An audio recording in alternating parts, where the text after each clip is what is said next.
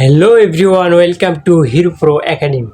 আজকে কি করব ভাইয়া, রসায়ন অর্থাৎ কি ভাইয়া পদার্থের অবস্থার উপর কি করব ভাইয়া, সম্পূর্ণ বেসিক কমপ্লিট করব। ঠিক আছে, এরপর আমরা কি ভাইয়া এমসিকিউ ক্লাস দিব। ঠিক আছে, এছাড়া ভাইয়া যে রসায়ন বাদে আবার কি ভাইয়া যে কি ভাই পদার্থ আছে, পদার্থের অনেক ক্লাস দেওয়া হয়েছে আমার যে হিরো প্রো একাডেমি এই ইউটিউব চ্যানেলে প্রবেশ করলে তোমরা দেখতে পারবা। ওকে, তাহলে শুরু করা যাক ভাইয়া।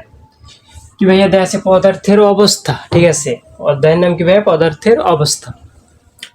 পদার্থ জিনিসটা কি ভাইয়া, যে কোনো বস্তু যার কি ভাইয়া, যার ওজন আছে এবং জায়গা দখল করে ওইটাই কি ভাইয়া বস্তু। সাপোজ চিন্তা করো ভাইয়া যে এটা কি ভাইয়া একটা বস্তু, এটা কি ওজন একটা অনুভব করতেছি আমি। ঠিক আছে, তোমরা চাইলে তোমাদের যে আশেপাশে যে কোনো বস্তু দ্বারা পরীক্ষা করতে পারো। ওকে, এটা ভাইয়া কি ওজন আছে এবং যে স্থানে রাখবা ওইটা কি ভাইয়া জায়গাটা দখল করবে, তাহলে ওইটা কি ভাইয়া, ওইটা হলো পদার্থ এবং একই সাথে বস্তু। ওকে, তাহলে দেখো ভাইয়া পদার্থের অবস্থা। অবস্থা ভাইয়া তিন প্রকার।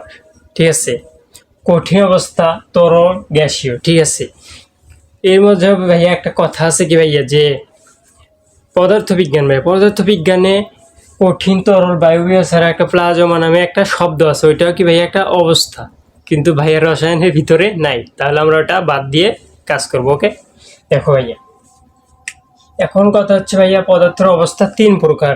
কঠিন পদার্থ কি ভাইয়া, সাপোজ মনে করি কি ভাইয়া এটা কি ভাইয়া বরফ ভাইয়া, এছাড়া কি ভাইয়া চেয়ার, টেবিল। অর্থাৎ কি ভাইয়া যার যে পদার্থ কণাগুলো কি অনেক ঘনত্ব বা সাধারণত বুঝি ভাইয়া যে শক্ত। ঠিক আছে, তরল এবং গ্যাসীয় বাদ দিয়ে যে পদার্থ আছে ওইটাই কি ভাইয়া কঠিন পদার্থ। ওকে, বরফ ভাইয়া, বরফ কি ভাইয়া কঠিন পদার্থ। ঠিক আছে, বরফ, বরফ ছাড়া কি ভাইয়া যেমন চেয়ার, টেবিল, কলম। ঠিক আছে, এগুলো কি ভাইয়া কঠিন পদার্থ। তরল পদার্থ কি ভাইয়া, তরল। ঠিক আছে ভাই, এটা একটা মনে করো সাপোজ কি ভাইয়া পাত্র। ঠিক আছে, এটা কি ভাইয়া পাত্র, এখানে কি আছে ভাইয়া পানি। ঠিক আছে, যে কোনো তরল পদার্থ ভাইয়া কি পানি জাতীয় জিনিসই হচ্ছে তরল পদার্থ, যেমন ভাইয়া কি জুস, 7 আপ। ঠিক আছে, এগুলো তো আমরা যারা আর কি ভাইয়া মানে নির্দিষ্ট কোনো আকার নাই যে বস্তু। ঠিক আছে, পানি, পানি ভাইয়া কি নির্দিষ্ট কোনো রং আছে, রং নাই, আবার কি ভাইয়া নির্দিষ্ট আকৃতি নেই। যে পাত্রে রাখা হবে তার আকারটা কি করবে ভাই, ধারণ করবে। ঠিক আছে, যে পাত্রে রাখছি ভাইয়া ওটা আকার ধারণ করবে। ঠিক আছে, এটা তরল, তরল। এবং যে পাত্রটা ভাইয়া ওইটা কি ভাইয়া কঠিন পদার্থ। ঠিক আছে ভাইয়া, এই পাত্রের নিচে ভাইয়া যে কোনো কিছু দ্বারা কি ভাইয়া তাপ দিলে এটা কি ভাইয়া, সাপোজ চিন্তা করে আগুন, এটা দ্বারা যখন চাপ কি করবো ভাইয়া, তাপ দেবো পাত্রের নিচে, তখন কি হবে ভাইয়া, পানিগুলো কি হবে ভাইয়া বাষ্প হবে, অর্থাৎ কি গরম হবে আগে, তারপর কি হবে বাষ্প হয়ে উপরের দিকে উঠবে, অর্থাৎ কি ভাইয়া গ্যাসীয় অবস্থায় পরিণত হবে। ঠিক আছে, ওইটা কি ভাইয়া গ্যাসীয় বা কি ভাই বায়বীয় পদার্থ। ওকে, এখন ভাইয়া আমরা জানবো কি ভাইয়া যে একই সাথে কঠিন, তরল, বায়বীয় এগুলো কি ভাইয়া এমসিকিউ এবং কি ভাই শর্ট কোশ্চেনে আসে। ঠিক আছে, দেখো এইটা কি ভাইয়া বরফ, বরফে কি ভাই তাপ দিলে কি হবে ভাইয়া তরল, তরল। ঠিক আছে, আবার কি ভাইয়া যখন তাপ গলবে তরল হবে, আবার যখন আবার তাপ প্রয়োগ করা হবে ভাইয়া তখন হবে কি ভাইয়া বাষ্প হয়ে উঠে যাবে, ওইটা কি ভাইয়া গ্যাসীয় পদার্থ। একই সাথে তিনটা হলো, এটা কি ভাইয়া শর্ট কোশ্চেনের জন্য অনেক গুরুত্বপূর্ণ।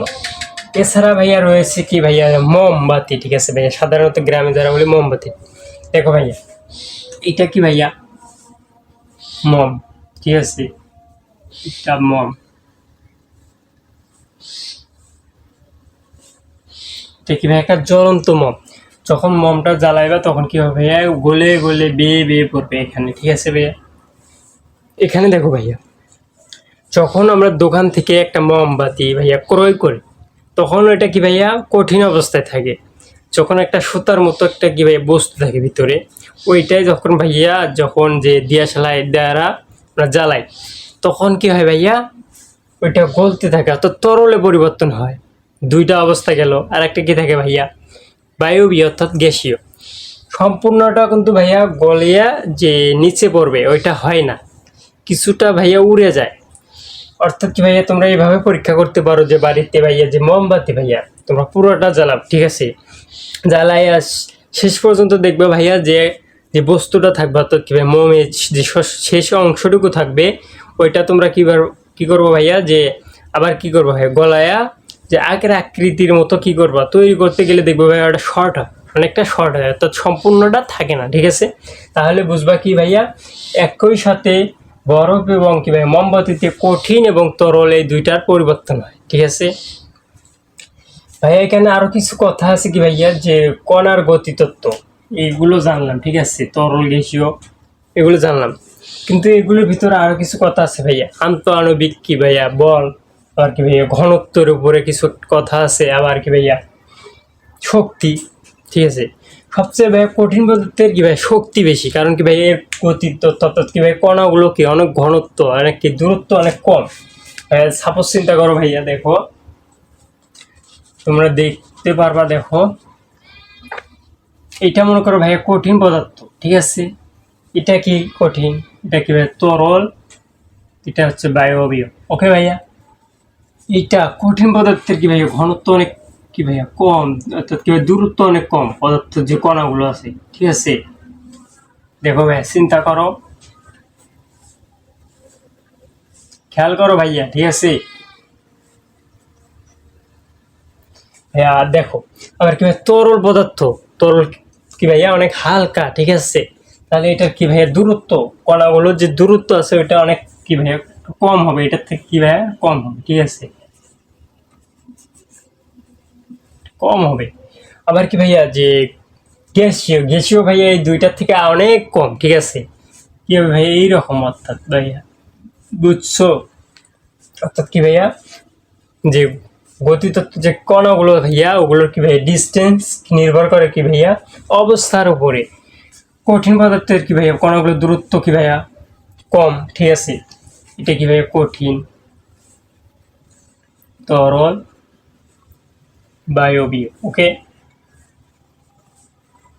এখানে দেখো ভাইয়া আমরা সাপোজ এভাবে চিন্তা করি ভাইয়া, যে কি ভাই দূরত্ব, মানে যে অবস্থাগুলো আছে কণার গতিতত্ত্বের কি ভাই দূরত্ব নিয়ে চিন্তা করলাম প্রথমে, ঠিক আছে, দূরত্ব ভাইয়া। তাহলে আমরা কি ভাইয়া যে কি ভাইয়া লেস দেন এবং গ্রেটার দেন দ্বারা আমরা প্রকাশ করতে পারি কিভাবে, কঠিন পদার্থের কি ভাইয়া ঘনত্ব এবং দূরত্ব কি ভাইয়া অনেক কম, ঠিক আছে, অনেক কম, অর্থাৎ কি ভাইয়া তরলে বেশি। আবার কি ভাইয়া দেখো সবচেয়ে বেশি কি ভাইয়া দূরত্ব বেশি বায়বীয়, তারপর কি ভাইয়া তরল, তারপর হচ্ছে কঠিন, ওকে। আমরা এখন কি নিয়ে চিন্তা করবো ভাইয়া, শক্তি না, শক্তি দ্বারা, ঠিক আছে। শক্তি সেম ভাইয়া, শক্তিও কি হবে সেম, ঠিক আছে, শক্তিও সেম। এখন ভাইয়া যে বল, আকর্ষণ বল, আন্তঃআণবিক আকর্ষণ বল নিয়ে কিছু চিন্তা করা যাক, ওকে ভাই। যেটা কি ভাই কঠিন পদার্থ ওটা কি ভাইয়া আন্তঃআণবিক, অর্থাৎ কি ভাইয়া এছাড়া আমরা অন্যভাবে বুঝতে পারি কি ভাইয়া, যে যার ঘনত্ব বেশি তার কি ভাইয়া বল বেশি, যার ঘনত্ব কম তার বল কম, ঠিক আছে। যার দূরত্ব বেশি তার শক্তি কম, ঠিক আছে। আবার কি ভাইয়া যার দূরত্ব কম তার শক্তি বেশি।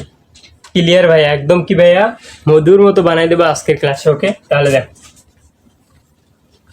এখন কি নিয়ে আমরা চিন্তা করবো ভাইয়া, ব্যাপন জিনিসটা কি ভাই, ব্যাপন যা আসছে ভাইয়া তোমাদের বুক বই টপিক্সে, এই ব্যাপনটা কি ভাইয়া, এটা কি ভাইয়া একটা দেখো সাপোজ চিন্তা করো ভাইয়া, এটা কি একটা পারফিউমের বোতল, ঠিক আছে ভাইয়া, এটা কি পারফিউমের বোতল, ওকে।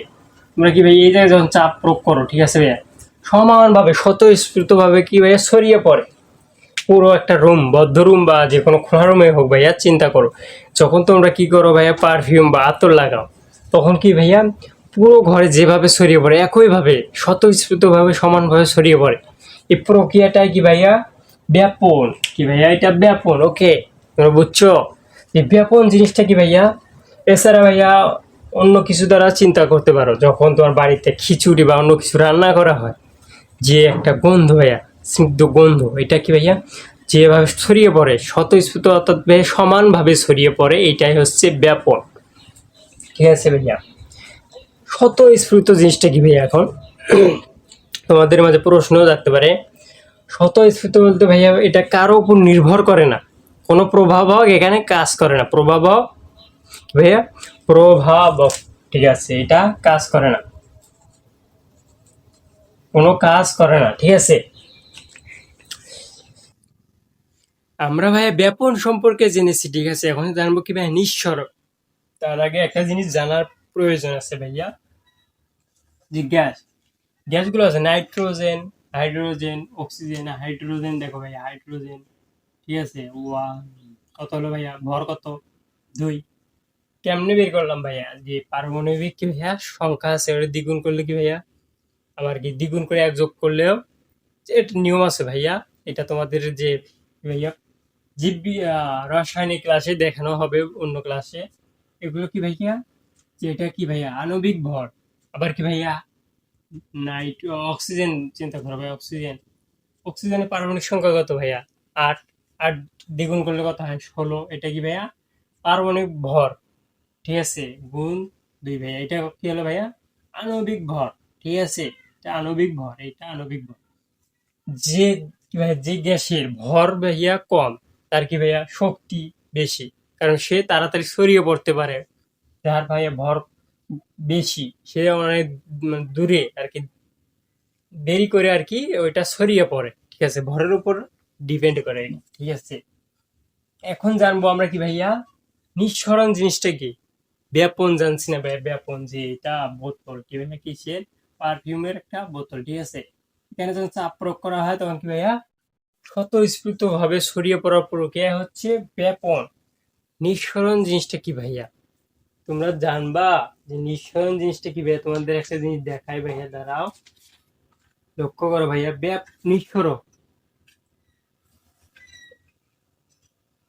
ভাইয়া, এই দেখো ভাইয়া, ওই জিনিসটা ভাইয়া, সরি ভাইয়া, পাইছি, দাঁড়াও। দেখো ভাইয়া, এটা কি ভাইয়া পারফিউমের একটা বোতল, ঠিক আছে। এটা যখন চাপ প্রয়োগ করবে স্বতঃস্ফূর্ত ভাবে এটা ছড়িয়ে পড়ে, যে ছিদ্র পথে সজোর, অর্থাৎ কি ভাইয়া সমানভাবে যে নিম্ন চাপের দিকে সজোরে বেরিয়ে আসার এই যে প্রক্রিয়া ভাইয়া, এটা হচ্ছে নিঃসরণ, ঠিক আছে ভাইয়া। দেখো ভাই পুরো রুমে কি ভাইয়া ছড়াই পড়ছে, এটা কি ভাইয়া ব্যাপন। আর যে সমানভাবে ভাইয়া যে বের হয় বোতল থেকে, ঠিক আছে ভাইয়া, ওইটা কি ভাইয়া নিঃসরণ। কি ভাইয়া ব্যাপন জিনিসটা জেনেছি, এখন জানবো কি ভাইয়া নিঃসরণ। নিঃসরণও ক্লিয়ার করে দিয়েছি, ঠিক আছে, তারপরও একটু ক্লিয়ার করতে চাই আমি, ঠিক আছে ভাইয়া। তার আগে জানবো কি ভাইয়া গ্যাস জিনিসটা যে জানলাম, এটার কিছু আরো কিছু বেসিক আমাদের জানা প্রয়োজন। দেখো ভাইয়া, বেসিক, এটা কি ভাইয়া হাইড্রোজেন, এটা কি ভাই গ্যাস, ঠিক আছে। এর আণবিক ভর কত ভাইয়া, আণবিক ভর ভাইয়া 2, ঠিক আছে। এখন জানবো কি ভাইয়া যে অক্সিজেন, এটার কি ভাইয়া ভর কত। দেখো ভাইয়া অক্সিজেন হচ্ছে 8 দ্বিগুণ কত ভাইয়া 16, ঠিক আছে। এটা 2 দ্বারা গুণ করা কত হয় ভাইয়া 32। এটার আণবিক ভর কত ভাইয়া 32। এখন ভাইয়া ভরের উপর নির্ভর করে, গ্যাস যে জাতীয় গ্যাসগুলো আছে ওগুলোর ভরের উপর নির্ভর করে যে এটা শক্তি বা আন্তঃআণবিক কণাগুলো, ঠিক আছে। কেমনে ভাইয়া, যেটার ভর কম ওটা কি ভাইয়া অতি দ্রুত ছড়িয়ে যেতে পারে, তাহলে ওটার কি ভাই শক্তি বেশি। আবার ভাই চিন্তা করো, যার ভর বেশি সে কিন্তু ছড়াইতে, অর্থাৎ কি ছড়িয়ে পড়তে অনেক সময় লাগে, ওকে। এখন জানবো কি ভাইয়া আমরা নিঃসরণ জিনিসটা কি। ব্যাপন জানছি না ভাইয়া, ব্যাপন কি, স্বতঃস্ফূর্ত ভাবে যে কোনো গ্যাস ছড়িয়ে পড়ার প্রক্রিয়াটাই হচ্ছে যদি হয় ব্যাপন। নিঃসরণ কি ভাইয়া, এইটা মনে করো কি ভাইয়া যে পারফিউমের বোতল, ঠিক আছে, এখান থেকে কি ভাইয়া যে স্বতঃস্ফূর্ত ভাবে যে ছড়িয়ে কণাগুলো ছড়িয়ে পড়ার প্রক্রিয়াটা কি ভাইয়া নিঃসরণ। এটা তোমাদের একদম ক্লিয়ার করে দিই ভাইয়া, দেখো, দাঁড়া আমি তোমাদের একটা জিনিস দেখাই ভাইয়া। দেখো ভাইয়া, এটা কি ভাইয়া একটা পারফিউমের বোতল, ওকে। এটা যখন কি ভাইয়া চাপ প্রয়োগ করবো তখন কি ভাইয়া স্বতঃস্ফূর্ত ভাবে ছড়িয়ে গেল, এটা কি ব্যাপন। আর যে ভাইয়া সরু পথে, সরু পথে ভাইয়া বেরোলো ভাইয়া উচ্চ চাপ থেকে কি নিম্ন চাপ, এইরকম একটা প্রক্রিয়া এখানে কাজ করতেছে, ওইটা কি ভাইয়া নিঃসরণ, ওকে। এখন জানবো ভাইয়া কি গলনাঙ্ক, গলন ও স্ফুটন সম্পর্কে একদম কি ভাইয়া বেসিক ক্লিয়ার করবো, ওকে। গলন জিনিসটা কি ভাইয়া এখন তোমাদের আমি জানাবো। দেখো ভাইয়া, এইটা কি ভাইয়া মম, চিন্তা করো ভাই, এটা একটা মম, ঠিক আছে, এটা মম। এটা প্রথমত কি অবস্থায় থাকে ভাইয়া, কঠিন অবস্থায়। এখানে যখন ডিএসএলআর দ্বারা কি ভাইয়া জ্বালাবো তখন কি হবে, এটা গলতে শুরু করবে। তখন যে গলনের প্রক্রিয়াটা ভাইয়া তাপ দেওয়ার কারণে যে গলবে, ওই গলনের প্রক্রিয়াটা কি ভাইয়া গলন বা গলনাঙ্ক একদম ভাই ক্লিয়ার করে দেবে, ঠিক আছে। তাছাড়া ভাইয়া আরো চিন্তা করতে পারো অনেক কিছুই ভাইয়া, যেমন ভাইয়া বরফ, ঠিক আছে ভাইয়া, এটা একটা বরফ। বরফ এখানে যখন এটাতে তাপ দেওয়া হবে, এটা কি ভাই গলতে শুরু করবে, এই গলনের প্রক্রিয়াটা ভাইয়া গলন বা গলনাঙ্ক। আবার ভাইয়া যে স্ফুটন বা স্ফুটনাঙ্ক কি এখানে যে দেওয়া আছে, এটা তো আপনি বললেন না ভাই, ওটা তোমাদের এখন জানাই দেবো। মানে ভাইয়া এটা কি ভাইয়া একটা পাত্র, ঠিক আছে, এখানে কি ভাইয়া তরল পদার্থ আছে অনেকগুলো। এখন ভাই গলনের চিন্তাটা এখন মাথা থেকে একটু বাদ দাও কিছুক্ষণের জন্য, ওকে। এখন তোমার দেখো ভাই স্ফুটন বা স্ফুটনাঙ্ক জিনিসটা কি ভাইয়া, যখন এখানে আবার ভাই কি তাপ প্রয়োগ করবো ভাই, কি করবো ভাই, তাপ প্রয়োগ করব, তখন কি ভাইয়া পানির যে ঘনত্ব আছে, তো পানির যে কণাগুলো দূরত্ব আছে ভাই, এই দূরত্ব বাড়তে থাকবে। এই বাড়তে থাকার কারণে কি ভাই এটা গ্যাসে পরিণত হবে। যখন গ্যাসে পরিণত হবে, যে পানিগুলো ওগুলো কি ভাই উঠতে থাকবে, অর্থাৎ কি ভাইয়া কমতে থাকবে। এই যে প্রক্রিয়াটা এখানে, অর্থাৎ কি ভাইয়া তাপ প্রয়োগ করার ফলে ভাইয়া কোন তরল পদার্থকে কি ভাই গ্যাসীয় পদার্থে পরিণত করার যে প্রক্রিয়া আছে, এটাই ভাইয়া স্ফুটন। ঠিক আছে, এখন আমরা জানবো ভাইয়া কিছু গলনাঙ্ক সম্পর্কে। ইউরিয়া হচ্ছে গলনাঙ্ক ভাইয়া যে 133°C, ওকে। আর ভাইয়া সালফার, সালফার হচ্ছে 119°C। এই দুইটা কিভাবে টানা মুখস্থ রাখবা। আর হ্যাঁ ভাইয়া, শেষ পর্যন্ত ক্লাসটি দেখার জন্য সবাইকে ধন্যবাদ। তোমরা কি করবো ভাইয়া, যে হিরো প্রো একাডেমি নামে যে ইউটিউবে একটি চ্যানেল আছে, এটা কি ভাবে প্রবেশ করবা, করার পর ভাইয়া ইউটিউব যে চ্যানেলটি আছে এটাকে সাবস্ক্রাইব করে লাইক কমেন্ট শেয়ার করে পাশে থাকবা। তাহলে কি ভাইয়া আজকের ক্লাস এই পর্যন্তই।